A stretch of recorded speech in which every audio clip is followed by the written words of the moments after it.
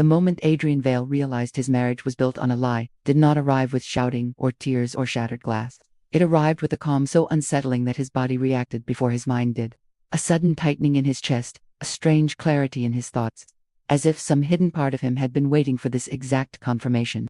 Because deep down he had always sensed that loyalty can rot quietly, long before it collapses publicly, and this story begins exactly there, at the instant when love stops asking questions and starts collecting evidence. Before we go any further, let me pull you into this moment with me. Tell me where you are watching this from right now. Which city or country, and what time is it there at this exact second? Write it down and stay with me because this is not a fast story, it is a precise one.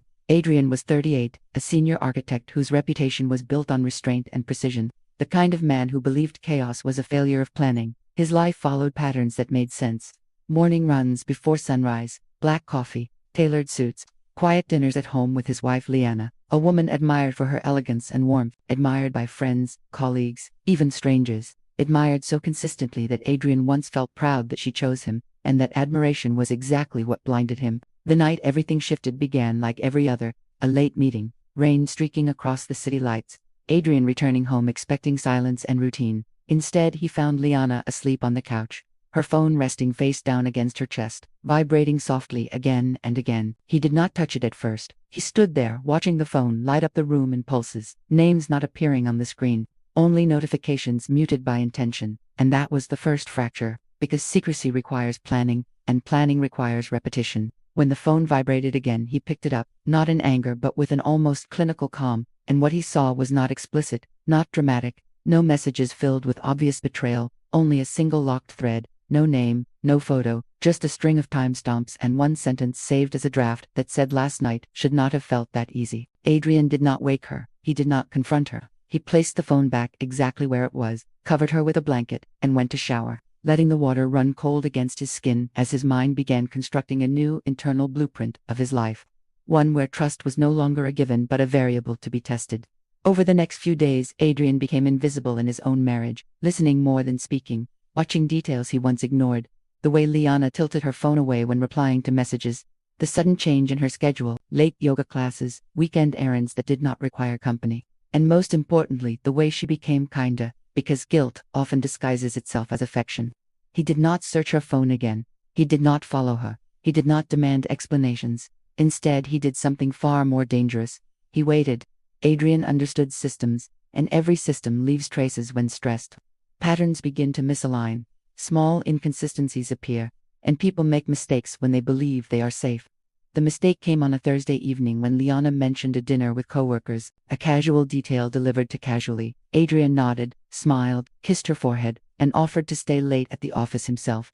What Liana did not know was that Adrian had memorized her tone over 12 years of marriage, and that tone contained a frequency she only used when lying. He did not go to his office. He parked 3 streets away from the restaurant she mentioned, a place with glass walls and warm lighting, and waited. And when Liana arrived, she did not enter the restaurant. She crossed the street instead and slipped into a quiet wine bar with a man Adrian recognized instantly, Marcus Hale, a venture consultant, charismatic, confident, married, someone they had both attended dinners with, someone who shook Adrian's hand and complimented his work while sleeping with his wife behind his back. Adrian did not record them, did not photograph them, did not move closer. He simply watched them laugh, watched Marcus touch her wrist like he belonged there, watched Liana lean forward in a way she no longer did at home, and something inside Adrian closed permanently, not his heart but his innocence. That night he returned home before Liana, poured himself a drink he did not want, and rehearsed nothing.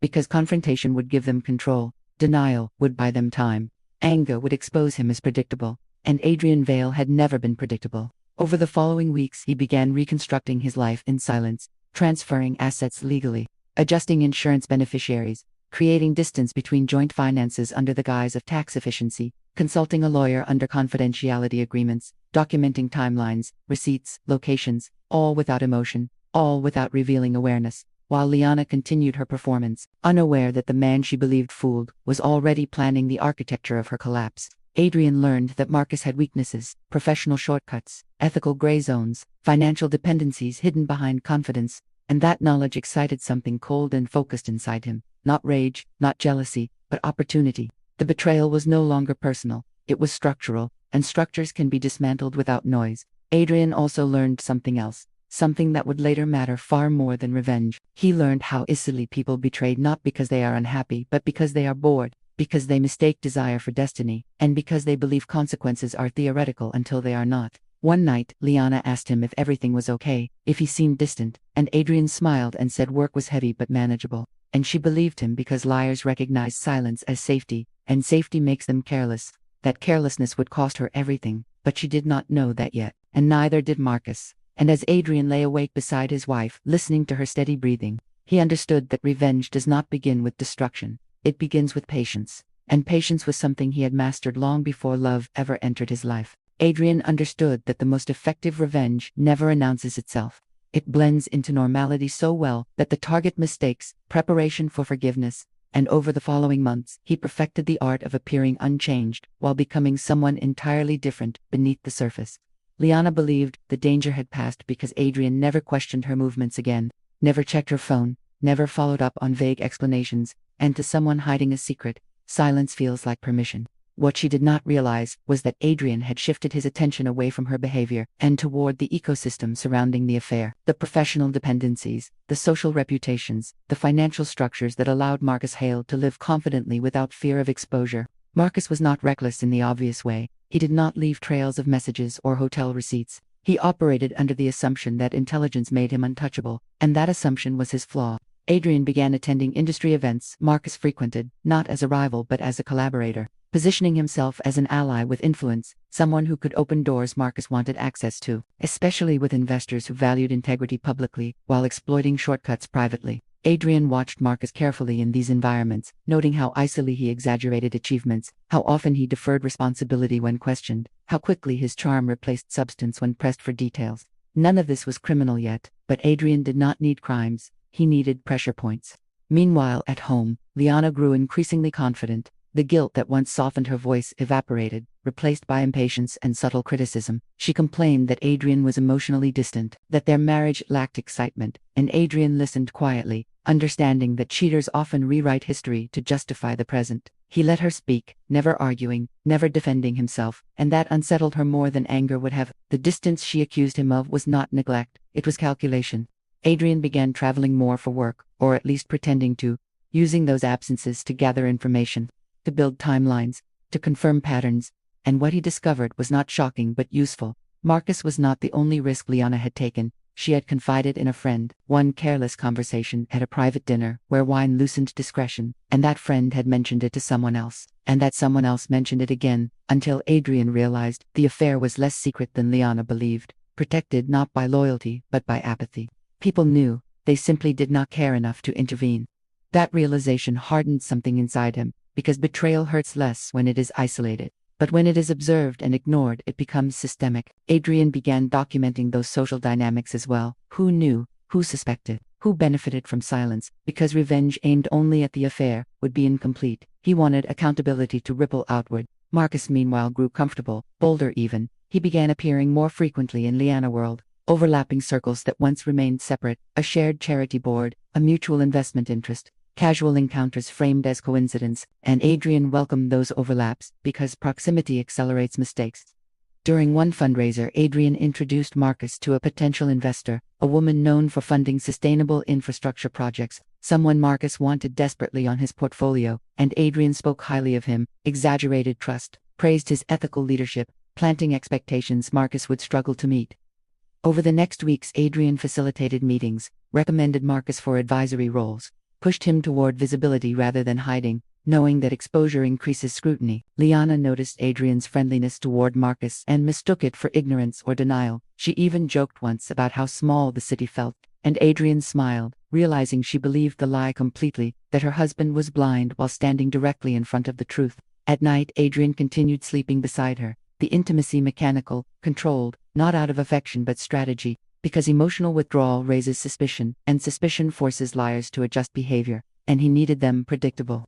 The turning point came quietly during a business dinner when Marcus, overconfident and relaxed, mentioned a partnership he did not officially have, a casual brag meant to impress, and Adrian noticed the slight pause from the investor across the table, the mental note taken, the future question that would follow. That was the crack. Adrian followed up the next morning with a polite email clarifying details, phrased as helpful, and Marcus responded defensively, inconsistently, and those inconsistencies were logged. Over time, Adrian assembled a portfolio not of accusations but of discrepancies, conflicting statements, inflated claims, ethical gray areas that when viewed individually meant little, but together formed a pattern no serious institution could ignore. Liana remained unaware, focused on managing her double life, unaware that her affair had already shifted from personal betrayal to professional liability. Adrian began preparing his exit carefully, not from the marriage yet, but from emotional dependency. He no longer needed closure or apology, he needed precision.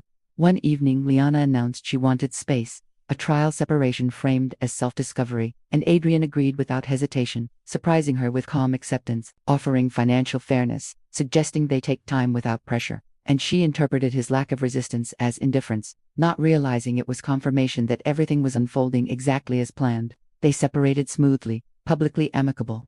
Friends praised their maturity, unaware that Adrian had orchestrated the timing to coincide with Marcus's most vulnerable professional phase. Alone now, Adrian accelerated his efforts, submitting formal inquiries through proper channels, not accusations, but requests for clarification, letting regulatory mechanisms do the work he never needed to touch directly. Marcus began feeling pressure. Calls went unanswered, meetings postponed, opportunities delayed, and he did not know why. Paranoia crept in, tension appeared in his voice, and Liana noticed the shift. Mistaking stress for ambition, still unaware she was standing beside a collapsing structure, Adrian watched from a distance, understanding that the most devastating revenge does not reveal itself until escape is impossible. And as the systems tightened around Marcus, Adrian prepared for the moment when personal betrayal and public consequence would finally intersect, not with confrontation, but with inevitability. By the time Marcus realized something was wrong, the damage had already shifted from reversible to permanent, though he could not yet see its shape clearly, only feel its weight pressing into every conversation, every delayed response, every polite smile that ended a meeting too quickly. Adrian understood this phase well. It was the stage where pressure becomes psychological before it becomes public, where a man begins doubting his instincts but still believes he can outmaneuver the situation if he stays calm. Marcus stayed calm publicly, but privately he unraveled in fragments, venting to Liana about hostile investors, unexpected audits, partners suddenly distancing themselves, and Liana listened with concern mixed with self-interest, because his instability threatened the fantasy she had attached herself to. She had begun imagining a future with Marcus long before Adrian accepted the separation. A future fueled by excitement rather than responsibility, and now that future felt less certain. Adrian knew this too. Not because he monitored her directly, but because emotional patterns repeat under stress, and Liana began reaching out to him again. Small messages framed as friendliness, nostalgia disguised as politeness, questions about how he was coping alone. Adrian responded warmly but distantly, never initiating, never rejecting, creating emotional ambiguity that kept her tethered, without giving reassurance. This was not manipulation born of cruelty, it was containment. He needed her close enough to remain predictable but distant enough to remain insecure. Marcus, meanwhile, began making mistakes, small at first. A raised voice during a conference call, a defensive email forwarded accidentally to the wrong recipient, a claim unsupported by documentation, and Adrian quietly ensured those moments were noticed by the right people. He never accused Marcus directly, he merely asked for transparency, for clarity, for alignment, words that sound harmless but trigger institutional response when repeated often enough. The regulatory review escalated from informal inquiry to structured examination, and Marcus' legal team began asking questions he could not answer without contradiction. Liana sensed the shift before Marcus admitted it. The dinners grew tense, the charm replaced by distraction, the confidence replaced by irritability, and she began seeing him not as an escape but as a liability. She tried to mask her fear with loyalty, reminding him she believed in him, that stress was temporary, but internally she recalculated, because Liana had always aligned herself with stability disguised as ambition, and Marcus was losing both. Adrian observed this recalibration with detached clarity, not satisfaction, because satisfaction implies emotional investment, and he had moved beyond that. One evening Adrian attended a private industry reception, where Marcus was expected but did not appear, and the absence spoke louder than presence ever could. Conversations shifted subtly, people exchanged knowing glances, reputations adjust before headlines ever form, and Adrian recognized the moment when social consensus turned. That same night Liana called Adrian unexpectedly, her voice cautious, asking if he wanted to meet for coffee, framed as closure, but he heard the underlying question, whether he was still an option.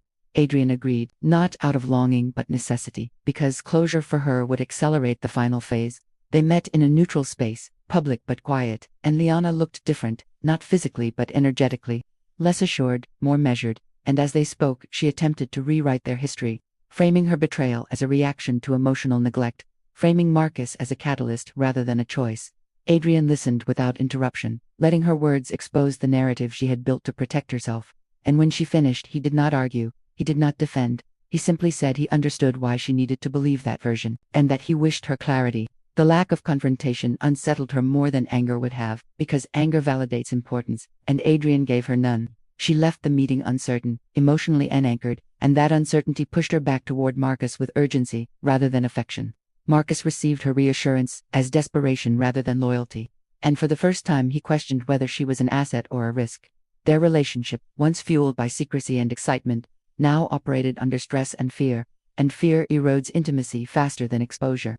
Adrian continued his quiet orchestration, submitting documentation when requested, responding promptly, maintaining transparency that contrasted sharply with Marcus' evasiveness, and institution's reward contrast more than accusation. The formal findings were not catastrophic alone, no single violation rose to scandal, but combined they formed grounds for suspension, re-evaluation, withdrawal of trust, and investors do not wait for verdicts, they act on risk. Marcus's portfolio collapsed slowly at first, then, all at once, funding frozen, partnerships dissolved, advisory roles terminated, and his name began circulating not as opportunity but caution. Liana learned of the collapse not from Marcus but from a mutual acquaintance who expressed concern, and that indirect discovery shattered her illusion of control. She confronted Marcus, demanding reassurance, explanations, timelines, and Marcus responded with defensiveness and blame, hinting that someone had sabotaged him, that forces were aligned against him unfairly, and Liana felt the first sting of betrayal not as a concept but as proximity. Adrian received a message that night from Liana, a long one, apologetic, reflective, asking if they could talk again, and Adrian did not respond immediately. He waited, not to punish, but to allow the reality she avoided to fully surface. Marcus' mistakes escalated under pressure. He accused partners publicly, threatened legal action without basis, attempted to leverage old connections who now avoided him, and his behavior became the final confirmation institutions needed to sever ties completely. When the official notice arrived, Marcus's career effectively ended, not with prison or scandal, but with exclusion. And exclusion is more devastating because it offers no public villain to fight. Liana watched his collapse from inside the fallout, realizing she had tethered herself to a sinking structure, and for the first time she understood what Adrian had known all along, that betrayal does not only destroy trust, it reveals character under pressure. Adrian finally responded to her message with a brief reply suggesting a final conversation if she needed closure, and she accepted immediately, unaware that closure was not something he required anymore, but something she would never fully receive. When Liana met Adrian for the final time, she arrived early, a detail that revealed more than her words ever could. Because people arrive early when they fear losing relevance, and Adrian noticed it immediately as he approached the table with measured calm. She looked at him with a mix of familiarity and uncertainty, as if searching for traces of the man she once knew, unaware that he had already archived that version of himself. Their conversation began politely, small observations about weather and routine, but the silence between sentences carried more weight than the words themselves. Liana eventually spoke first, admitting that things had fallen apart with Marcus, that his world had imploded faster than she expected, that she felt disoriented and unsure of her future. She framed her confession carefully, avoiding explicit responsibility, presenting herself as someone caught in circumstances rather than someone who chose them. And Adrian allowed her to speak uninterrupted, because people reveal the most when they believe they are explaining themselves. When she finished, Adrian thanked her for her honesty and asked a simple question that cut deeper than accusation: whether she truly believed she had loved Marcus, or merely the version of herself she became around him. Liana hesitated, and that hesitation was the answer. Adrian then shared something he had not voiced before. Not anger, not pain, but clarity. He explained that trust for him was not an emotion, but a structure. Something built deliberately over time, and once compromised, it could not be patched, only replaced entirely. And that replacement required distance rather than negotiation. Liana realized in that moment that reconciliation was not an option, not because Adrian was cruel, but because he had moved past the stage where forgiveness functioned as repair. She attempted one final appeal, reminding him of their history, the years they shared, the life they planned, and Adrian acknowledged those memories without attachment, explaining that shared history does not entitle shared futures when values diverge. The conversation ended quietly, with no raised voices, no tears, and that quiet finality unsettled Liana more than conflict ever could, because conflict suggests unfinished business, and this was finished. As she left, Adrian remained seated, not feeling victorious or relieved, but resolved, because revenge for him had never been about suffering, it had been about balance. Marcus, meanwhile, struggled to accept his new reality, oscillating between denial and resentment, convinced that unseen forces had conspired against him, never fully recognizing his own role in the collapse. He attempted to rebuild through smaller ventures, but his reputation followed him, not as rumor but as caution, and doors closed politely but firmly. The affair that once felt exhilarating now felt like a liability that cost him everything, and he quietly blamed Liana for distraction while she blamed him for instability, and their connection dissolved under mutual disappointment. Adrian observed this from a distance without interference, because the final stage of revenge is detachment, allowing consequences to persist without supervision. He finalized the divorce with fairness that surprised observers, refusing to exploit legal advantages he had secured, not out of generosity but principle. Because power unused is still power, and restraint was his final statement. Friends speculated privately. Some admired his composure, others misunderstood it as indifference, but Adrian did not correct them, because narrative control mattered less than internal alignment. Over time he redirected his focus toward work that reflected his values, projects rooted in transparency, partnerships built on accountability, and his reputation strengthened as Marcus faded, not through comparison but through consistency. Liana attempted to rebuild her life as well, moving cities, adjusting social circles, but she carried the quiet understanding that she had lost something irreplaceable. Not Adrian himself, but the version of herself that existed before she compromised her integrity. That loss manifested in subtle ways: hesitation in relationships, distrust of ease, suspicion of excitement. Because once you witness the cost of betrayal firsthand, innocence does not return. Adrian, on the other hand, discovered a different transformation. Not cynicism, but discernment, a refined awareness of character beneath charm, patterns beneath promises. He did not rush into new relationships, not out of fear, but selectivity. Understanding that solitude chosen is healthier than connection maintained through compromise. Years later, when asked indirectly about the collapse of a once prominent consultant, Adrian never commented, because vindication does not require acknowledgement, and silence remains the most complete form of closure. The story did not end with dramatic exposure or public humiliation. It ended with realignment, with lives settling into trajectories shaped by choice rather than illusion, and that was the truest revenge of all.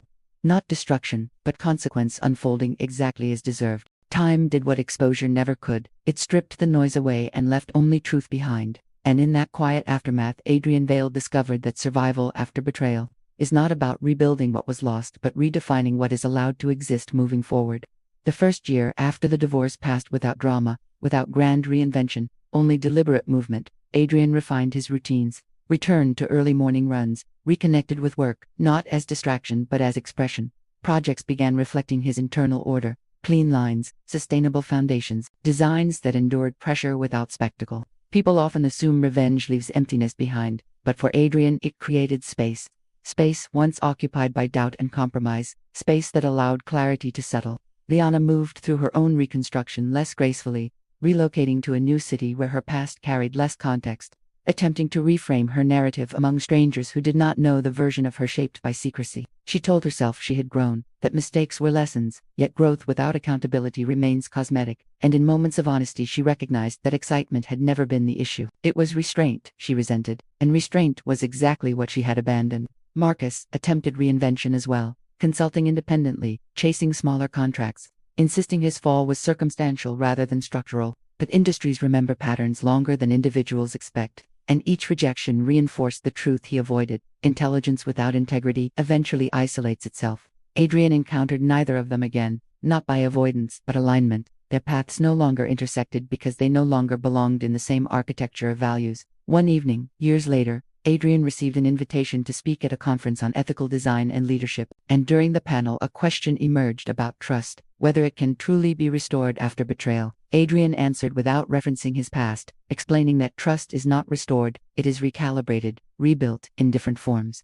with different criteria, and sometimes with different people, and the audience responded with understanding rather than applause. That response mattered more than recognition, because it reflected resonance rather than performance. Later that night, Adrian walked alone through the city, lights reflecting across glass structures he helped design, feeling neither haunted nor triumphant, only present. Revenge had not transformed him into someone colder. It had clarified who he already was: a man who valued consequence over confrontation, balance over chaos, patience over impulse. The absence of Liana no longer registered as loss, only as alignment, and the memory of betrayal no longer triggered anger, only awareness. Somewhere else, Liana sat alone in an unfamiliar apartment, scrolling through old photos she no longer recognized emotionally, understanding that the greatest cost of her choices was not divorce or social judgment, but the erosion of self-trust, and that erosion would require years to rebuild, if ever. Marcus read articles about leadership failures and corporate accountability with bitterness disguised as critique, still believing his fall was orchestrated rather than earned, still unable to see that no external enemy had harmed him more effectively than his own entitlement.